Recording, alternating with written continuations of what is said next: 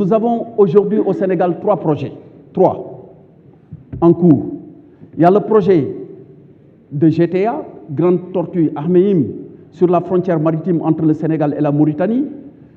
Le président Abdoumbo et d'ailleurs le président Mamadou Lamine Thiam l'ont rappelé, avec des réserves récupérables de 20 trillions de cubic feet standard, équivalent à 560 milliards de mètres cubes de gaz. On a les mêmes réserves au niveau de Yakar Teranga.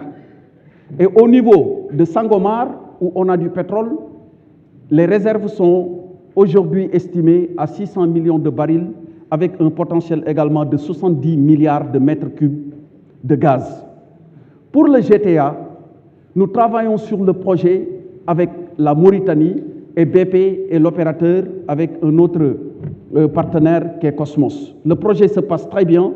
Il est à 90% de taux d'exécution et le FLNG, qui est l'unité flottante de liquéfaction, une fois que le FPSO va tirer du champ gazier avec les pipes, les hydrocarbures, est en route et il doit être normalement sur les côtes sénégalaises aux environs donc de la fin du mois de décembre, début janvier. Sur le FPSO, il est à Durban, en route pour Tenerife parce qu'il y avait quelques difficultés sur les ferlites qui devront être donc réparés avant de regagner, disons, à 40 km des côtes sénégalaises et à 30 km du champ gazier, les eaux se situant entre le Sénégal et la Mauritanie. Pour Yakar Teranga, il y a beaucoup d'interrogations et de questions qui ont été formulées ici sur le retrait de BP. Mais je dois dire que c'est parce que nous n'étions plus alignés sur le même concept de développement du projet. On l'a rappelé, le Sénégal, avec son Excellence, Monsieur le Président de la République, Macky Sall, a une stratégie de gaz to power.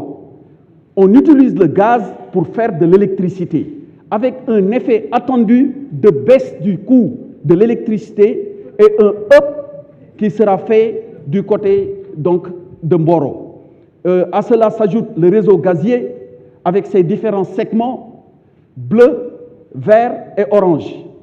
Et à terme, ça va permettre un développement extraordinaire de ce donc, système qui permettra non seulement d'alimenter les centrales, Cap des Biches, Tobène et Ndar Énergie vers Gandon, mais aussi en reprenant le segment orange avec Malicounda.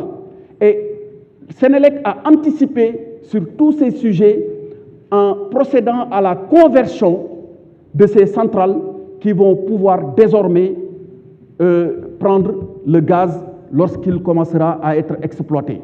Voilà ce qui a motivé, dans le cadre du projet Yakar Teranga, une séparation, mais sans contrepartie financière aucune de la part qui a été donc versée à BP. Nous ne sommes plus alignés sur les capacités de production qui sont attendues journalièrement. Nous ne sommes plus ensemble, nous ne sommes pas entendus sur la date de production du first gaz. Nous ne sommes pas non plus entendus sur la stratégie commerciale par rapport à l'exploitation de ces ressources en hydrocarbures. Tandis que BP avait privilégié l'exportation, nous avons privilégié la consommation du gaz local, donc pour une consommation domestique, parce que nous avons nos centrales alimentées et nous voulons que nos populations bénéficient donc de l'exploitation de ces hydrocarbures. Et enfin, pour Sangomar, le projet aussi est à un taux d'exécution de 90%. Le navire qui est en train d'être fait à Singapour est presque terminé et il est attendu aussi vers la fin de l'année, début de l'année prochaine, sur le site.